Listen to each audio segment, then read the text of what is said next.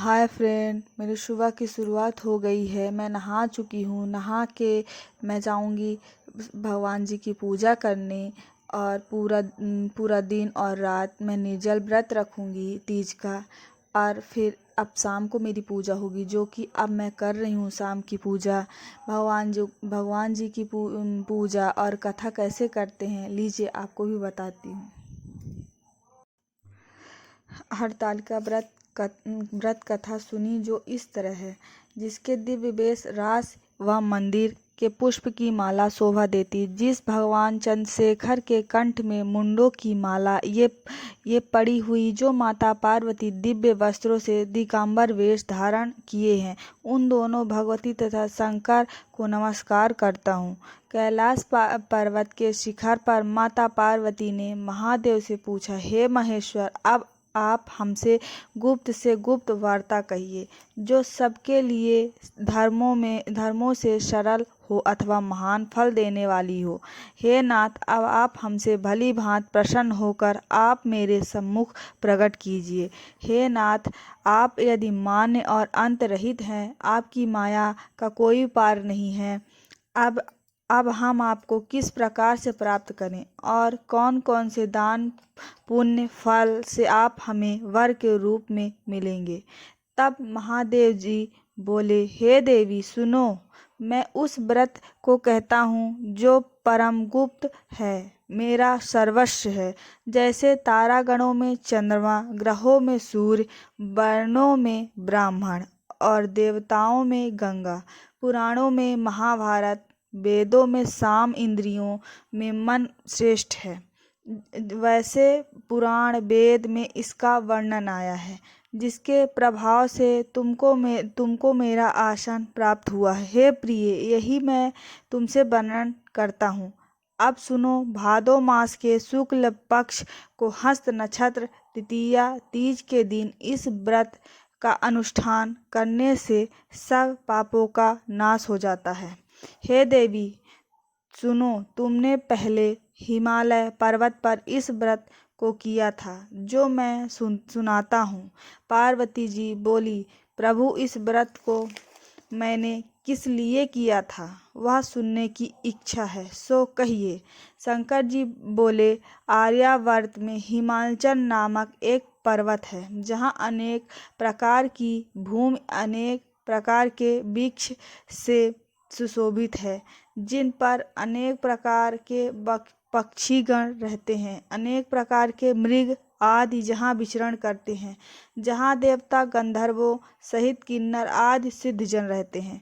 गंधर्व गण प्रसन्नता पूर्वक गान करते हैं। पहाड़ों के शिखर कंचनमणि वैद्युत आदि से सुशोभित रहते हैं। वहाँ गिरिराज आकाश को अपना मित्र जानकर अपने शिखर रूपी हाथ से छूता रहता है, जो सदैव बर्फ से ढका हुआ गंगा जी की कल कल ध्वनि से शब्दायन रखते हैं। हे गिरिराज, तुमने बाल्यकाल में इसी स्थान पर तप किया था। 12 साल नीचे को मुख करके धूम्रपान किया, तब फिर 64 वर्ष तुमने बेल के पत्ते भोजन करके ही तप किया। माघ के महीने में जल में रहकर तथा वैशाख में अग्नि में प्रवेश करके तप किया। श्रावण के महीने में 12 खुले निवास का अन्न जल त्याग कर तप करती रही। तुम्हारे कष्ट को देखकर तुम्हारे पिता को चिंता हुई। वे चिंता अनुसार होकर सोचने लगे कि मैं इस कन्या को किसके साथ वरण करूंगा। तब इस अवसर पर देवयोग से ब्रह्मा जी के पुत्र देवर्षि नारद जी वहां आए। देवर्षि नारद जी तुमको देखा तो तुम्हारे पिता हेमांचल ने देवर्षि को आद्यम पदम आसन देकर सम्मान सहित बिठाया और कहा, हे मुनिवर, आज आपने यहाँ तक आने का कष्ट कैसे किया। आज मेरा अहोभाग्य है कि आप सुबह आगमन यहाँ पर हुआ। कहिए, क्या आज्ञा है। तब नारद जी बोले, हे गिरिराज, मैं विष्णु का भेजा हुआ आया हूँ। तुम मेरी बात सुनो। आप अपनी लड़की को उत्तम वरदान करें। ब्रह्मा, इंद्र, शिव आदि देवता में विष्णु के समान कोई नहीं, इसलिए तुम मेरे मत से अपनी पुत्री का दान विष्णु को दो। हिमांचल बोले, यदि भगवान वासुदेव स्वयं ही पुत्री को ग्रहण करना चाहते हैं तो फिर इस कार्य के लिए आपका आगमन हुआ है तो यहाँ मेरे गौरव की बात है, मैं अवश्य ही उनको ही दूंगा। हिमांचल की यह कथा सुनते ही देवर्षि नारद जी आकाश में अंतर्ध्यान हो गए और शंख चक्र गदा पद्म एवं पीताम्बर धारी विष्णु के पास जाकर पहुँचे। नारद जी ने हाथ जोड़कर विष्णु से कहा, हे प्रभु, आपका विवाह कार्य निश्चित हो गया है। यहाँ हिमांचल ने प्रसन्नता पूर्वक, हे पुत्री, मैंने तुमको गरुड़ध्वज भगवान विष्णु को अर्पण कर दिया है। पिता के वाक्यों को सुनते ही पार्वती जी अपनी सहेली के घर गई और पृथ्वी पर गिरकर अत्यंत दुखी होकर विलाप करने लगी। उनको विलाप करते हुए देखकर सखी बोली, हे देवी, तुम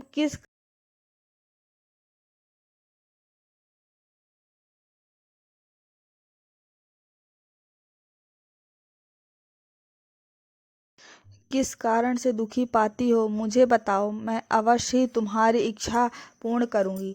तब पार्वती जी बोली, हे सखी सुन, मेरी जो मन की अभिलाषा है अब वह मैं सुनाती हूँ। मैं महादेव जी को वरण करना चाहती हूँ, इसमें संदेह नहीं है। मेरे इस कार्य को पिताजी ने बिगाड़ना चाहा है, इसलिए मैं अपने शरीर का त्याग करूंगी।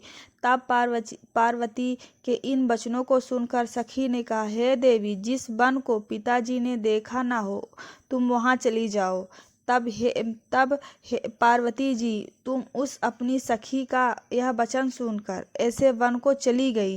पिता हिमांचल तुमको घर पर ढूंढने लगे और सोचा कि मेरी पुत्री या तो कोई देव दानव अथवा किन्नर हरण कर ले गया। मैंने नारद जी को यह वचन दिया था कि मैं अपनी पुत्री को करुणाध्वज भगवान के साथ वरण करूंगा। हाय, अब यह किस तरह पूरा होगा? ऐसा सोचकर बहुत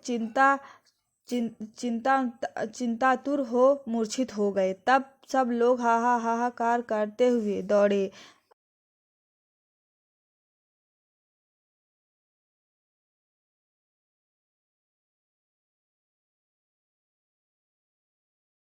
हमें अपनी मूर्छा का कारण बताओ। हिमांचल बोले, मेरे दुख का कारण यह है, मेरी रत्न रूपी कन्या का कोई हरण कर ले गया है। यह सर्प डस गया अथवा किसी सिंह या बाघ ने मार डाला। ना जाने वह कहाँ चली गई या उसे किसी राक्षस ने मार डाला। इस प्रकार कहकर गिरिराज दुखित होकर इस तरह कांपने लगे जैसे तीव्र वायु चलने पर कोई वृक्ष कांपता है। तत्पश्चात, हे पार्वती जी, तुमको गिरिराज सखियों सहित घने जंगल में ढूंढने निकले। सिंह बाघ आदि हिंसक जंतुओं के कारण वन महाभयानक प्रतीत होता था। तुम भी सखी के साथ जंगल में घूमती हुई भयानक जंगल में एक नदी के तट पर एक गुफा में पहुंची। उस गुफा में तुम अपनी सखी के साथ प्रवेश कर गई, जहां तुम अन्नदान का त्याग करके बालू का लिंग बनाकर मेरी आराधना करती रही। उसी स्थान पर भाद्र मास की हस्त नक्षत्र की युक्त तृतीया के दिन तुमने मेरा विधि विधान से पूजन किया। तब रात्रि को मेरा आसन डोलने लगा। मैं उस स्थान पर आ गया जहां तुम और तुम्हारी सखी दोनों थी। मैंने आकर तुमसे कहा, मैं तुमसे प्रसन्न हूँ, तुम मुझसे वरदान मांगो। तब तुमने कहा, हे देव, यदि आप प्रसन्न हैं तो आप महादेव जो मेरे पति हो, मैं तथास्तु ऐसा ही होगा। यह कहकर कैलाश पर्वत पर चला गया। तुमने प्रभात होते हुए उस बालू की प्रतिमा को नदी में विसर्जित कर दिया। हे सुबह, तुमने वहां अपनी सखी सहित व्रत का पारायण किया।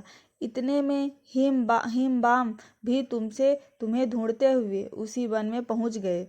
वह चारों ओर तुम्हें ना देख कर मूर्छित होकर जमीन में गिर पड़े। उसी समय नदी के तट पर दो कन्याओं को देखा तो उन्हें तुम्हारे पास आ गए। तुम्हें हृदय से लगाकर रोने लगे और बोले, तुम इस सिंह बाघ आदि युक्त घने जंगल में क्यों चली आई? पार्वती जी बोली, हे पिता सुनिए, मैंने पहले ही अपना शरीर शंकर जी को समर्पित कर दिया था, किंतु आपके इस विपरीत कार्य किया, इसलिए मैं वन में चली आई। ऐसा सुनकर हिमवन ने फिर तुमसे कहा, मैं तुम्हारी इच्छा के विरुद्ध कार्य नहीं करूँगा। तब वे तुमको लेकर घर आए और तुम्हारा विवाह हमारे साथ कर दिया। हे प्रिय, उसी व्रत के प्रभाव से मेरा यह आराध्य आसन प्राप्त हुआ। इस व्रत राज्य को मैंने अभी तक किसी के सम्मुख वर्णन नहीं किया है। हे देवी, अब मैं तुमको बताता हूँ, सो मन लगाकर सुनो। इस व्रत का नाम व्रतराज क्यों पड़ा? तुमको सखी हरण करके ले गई थी, इसलिए इस व्रत का हरतालिका नाम पड़ा। पार्वती जी बोली, हे स्वामी, आपने इस व्रतराज का नाम तो बताया, किंतु मुझे इस विधि एवं फल भी बताइए। इसके करने से किस फल की प्राप्ति होती है? तब शंकर जी बोले कि स्त्री जाति के आत्म उत्तम व्रत की विधि सुनिए। सौभाग्य की इच्छा रखने वाली स्त्री इस व्रत को विधिपूर्वक करें। उसमें केले के खंभों के मंडप बनाकर बंदरवारों से सुशोभित करें। उसमें विधिवत रंगों से रेशमी वस्त्र की चांदनी तने। फिर चंदन आदि सुगंधित द्रव्यों से लेपन करके स्त्रियों एक मात्र को शंख भेरखी मृदंग बजावे। विधिपूर्वक गीत वाक्य करके गौरा और शंकर स्वर्ण निर्मित प्रतिमा को स्थापित करें। फिर शिव व पार्वती जी का गंध धूप दीप पुष्प आदि से विधि सहित पूजन करें। अनेक प्रकार के नैवेद्य मिठाइयों का भोग लगा दें और रात को जागरण करें। नारियल, सुपारी, जवारी, नींबू, लौंग, अनार, नारंगी आदि फलों को एकत्र करके धूप दीप आदि मंत्रों द्वारा पूजन करें। फिर मंत्र उच्चारण करें। शिवाय से लेकर उमयास तक के मंत्रों में प्रार्थना कर। अर्थ प्रार्थना मंत्र अर्थ है, कल्याण स्वरूप है, मंगल रूप महेश्वर। हे शिवे, आप हमें सब कामनाओं को देने वाली देवी कल्याण रूपे तुमको नमस्कार है। कल्याण स्वरूप माता पार्वती जी, हम आपको नमस्कार करते हैं और श्री शंकर जी को सदैव नमस्कार करते हैं। ब्रह्मा फलनी जगत का पालक करने वाली माता जी, आपको नमस्कार है। हे सिंह वाहिनी, संसारिक भय से व्याकुल हूँ, मेरी रक्षा करें। हे महेश्वरी, मैंने इसी अभिलाषा से आपका पूजन किया है। हे पार्वती माता, आप हमारे ऊपर प्रसन्न होकर मुझे और सौभाग्य प्रदान कीजिए। इस प्रकार मंत्रों द्वारा उमा सहित शंकर जी का पूजन करें और विधि विधान सहित कथा सुनकर गौ वस्त्र तथा आभूषण ब्राह्मणों को दान करें। इस प्रकार से पति तथा पत्नी दोनों एकाग्रचित होकर पूजन करें। वस्त्र आभूषण आदि संकल्प द्वारा ब्राह्मण को दक्षिणा दें। हे देवी, इस व्रत करने वालों के सभी पाप नष्ट हो जाते हैं। फिर वह 7 जन्म तक राज्य सुख और भाग्य को भोगती हैं। जो स्त्री इस तृतीया के दिन अनाहार करती हैं, व्रत को नहीं करती, वह 7 जन्म तक वैद्यत एवं विधवा होती हैं। जो स्त्री इस व्रत को नहीं करती, वह धन और पुत्र के शोक से अधिक दुख को भोगती हैं तथा वह घोर नरक में रहकर कष्ट पाती हैं। इस दिन अनाहार करने वाली सुखारी, फल खाने वाली बनारी तथा जल पीने वाली टिटहिरी, शरबत पीने वाली जोक, दूध पीने वाली सापिनी, मांस खाने वाली बाघनी, दही खाने वाली बिलारी, मिठाई खाने वाली चींटी, सब चीज़ें खाने वाली मुर्गी का जन्म पाती हैं। स्त्रियों को परलोक सुधारने के लिए इस व्रत को करना चाहिए। व्रत के दूसरे दिन व्रत का पारायण करके चांदी, सोना, तांबे या कांसे के पात्र में ब्राह्मण को अन्न दान करना चाहिए। इस व्रत को करने वाली स्त्रियां मेरे समान पति को पाती हैं। मित्र लोक में पार्वती जैसे स्वरूप प्राप्त करती हैं। जीवन संसारिक सुख को भोग कर परलोक में मुक्ति पाती हैं। हजारों अश्वमेध यज्ञों के कारण जो फल प्राप्त होता है, वही मनुष्य का इस कथा के सुनने से मिलता है। इसके कारण इसके कारण हे देवी, मैंने तुम्हारे सम्मुख यह सब व्रतों में उत्तम व्रत का वर्णन किया है। इसके करने से मनुष्य के समस्त पापों का नाश हो जाता है। इस कथा का यही समापन होता है। बोलिए शंकर जी भगवान की जय।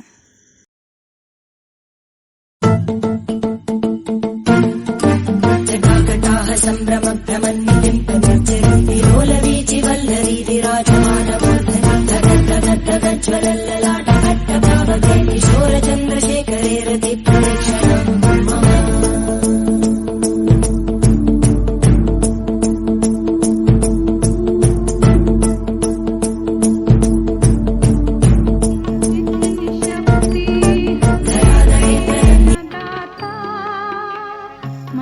विश्वास कमजोर होना, इतनी शक्ति हमें